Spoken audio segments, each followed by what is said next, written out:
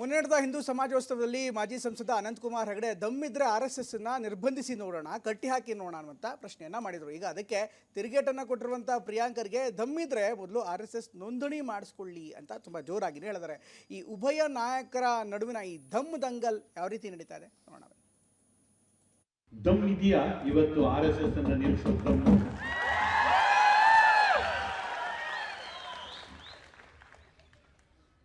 ಜಗತ್ತಿನ ಯಾರಿಗೂ ಕೂಡ ಇವತ್ತು RSS ಅನ್ನ, ಹಿಂದೂ ಸಮಾಜವನ್ನ, ಹಿಂದೂ ಜನಜಾಗೃತಿಯನ್ನ ತಡೆದು ನಿಲ್ಲಿಸ್ತಕ್ಕಂಥ ಧಾರ್ಷ್ಟ್ಯ ಖಂಡಿತವಾಗಿಲ್ಲ.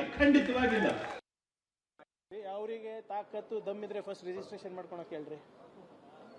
ವಿಶ್ವದ ಅತ್ಯಂತ ದೊಡ್ಡ NGO ಅಲ್ಲ, ಬಹಳ ದೇಶ ಸೇವೆ ಮಾಡ್ತಾರಲ್ಲ, ಅವರಿಗೆ ತಾಕತ್ತು ದಮ್ಮಿದ್ರೆ ಅನಂತಕುಮಾರ್ ಹೆಗಡೆ ಅವರು ದಯವಿಟ್ಟು ನೀವು ಅವರಿಗೆ ನೋಂದಣಿ ಮಾಡ್ಕೊಳ್ಳಕ್ ಹೇಳಿ, ಪಾರದರ್ಶಕತೆ ತಗೊಂಡು ಬರಲಿ.